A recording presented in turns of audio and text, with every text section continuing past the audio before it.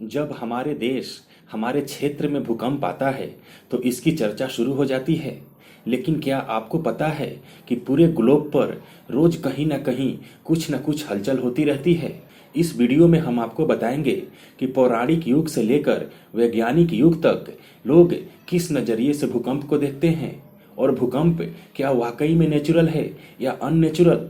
अलग अलग देशों के अलग अलग पौराणिक कथाओं के अनुसार भूकंप को देवी देवताओं के साथ जोड़कर, यानी उनके साथ किसी न किसी रूप में हुए किसी संघर्ष का अंश माना गया है। जैसे कहीं कहा जाता है कि जब भगवान धरती माँ के कोख में रहने के दौरान जब कभी आम बच्चों की तरह पैर चलाते हैं तो भूकंप आता है। तो नॉर्स पौराणिक कथाओं के मुताबिक भूकंप भगवान लोकी के हिंसक संघर्ष का नतीजा है। संघर्ष के दौरान लोकी जब अपना सिर झटकते हैं तो भूकंप आता है।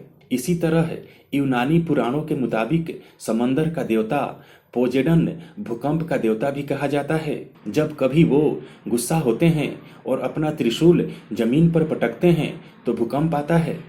अगर भारतीय पुराणों की बात करें तो कहा जाता है कि धरती माँ कई जानवरों पर टिकी हैं।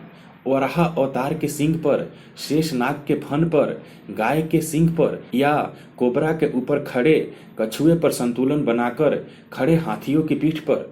इनमें से जब कभी कोई जानवर हिलता है तो भूकंप आता है। इसके अलावा एक और मान्यता है कि ब्रह्मा जी के कहने पर शेषनाग ने धरती को अपने फन पर धारण कर लिया था। भूकंप को हिंदू धर्म के नजरिए से देखने वाले लोग मानते हैं कि शेषनाग जब करवट बदलते हैं तो भूकंप आता है। हालांकि कई कथाओं में इसे भावनात्मक रूप से देखा जाता है। लोगों का मानना है कि धरती भी आम इंसानों की तरह है और उसकी भी दिक्कतें हैं।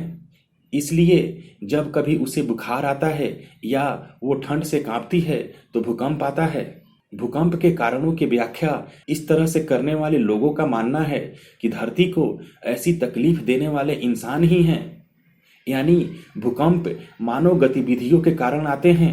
जैसे मानव द्वारा गहरे कुओं से तेल निकालना, गहरे कुओं में अपशिष्ट पदार्थ या कोई तरल पदार्थ भरना अथवा निकालना, जल की विशाल मात्रा को रखने वाले विशाल बांधों का निर्माण करना और नाभिकीय विस्फोट जैसी विनाशकारी घटना के समान गतिविधियां मानव प्रेरित भूकंप का कारण हो सकती हैं। और यहीं से शुरू होता है हमारा सवाल कि जब पौराणिक कथाओं से लेकर वैज्ञानिक कारणों तक यह पाते हैं कि हमने धरती के साथ कुछ न कुछ हरकत की, तो फिर धरती का हिलना यानी भूकंप आना प्राकृतिक कैसे हुआ। हम यह जरूर कह सकते हैं इंसानी गतिविधियों ने प्रकृति के साथ खिलवाड़ जरूर की, मानवों ने धरती को नुकसान जरूर पहुंचाया, जिसके गलत परिणाम हमें तरह तरह की आपदाओं को देखकर देखने को मिलता है।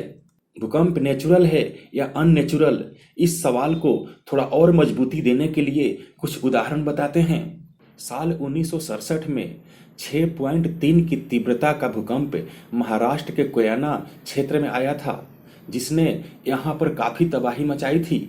इस भूकंप में कोयना बांध को भी जबरदस्त नुकसान पहुंचा था, जिसकी वजह से बांध के निकट कोयना नगर गांव पूरी तरह नष्ट हो गया था। इस भूकंप का केंद्र यहाँ से करीब 230 किलोमीटर दूर स्थित था। इस भूकंप में करीब 180 लोगों की मौत हुई थी।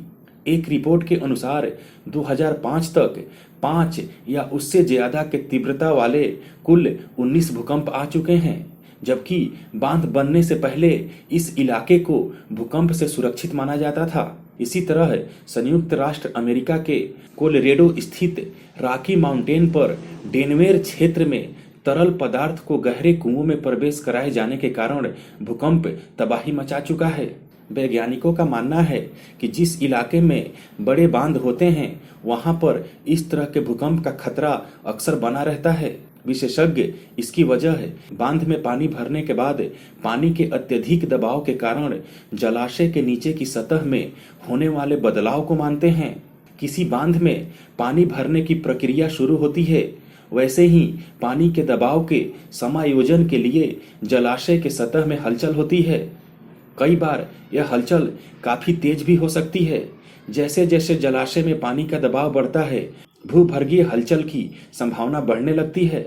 रिसर्च में यह बात साबित हुई है कि बड़े बांधों के 25 किलोमीटर के आसपास भूकंप आने की संभावना ज़्यादा होती है।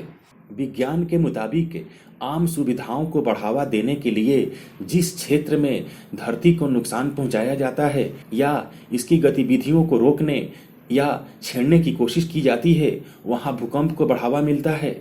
ऐसे क्षेत्रों में भूकंप आने की संभावना बनी रहती है, क्योंकि हमारी जमीन के नीचे बहुत सारी प्लेट्स होती हैं, आड़ी तिरछी इधर उधर एकदम फंसी हुई।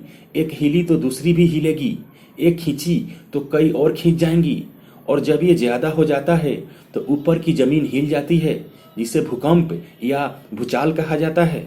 करोड़ों वर्षों पहले जब कई प्लेट्स ऐसे ही आपस में टकराई थीं, तब इसी टक्कर से हमारे पांव के नीचे की जमीन उबड़ खाबड़ हो गई थी।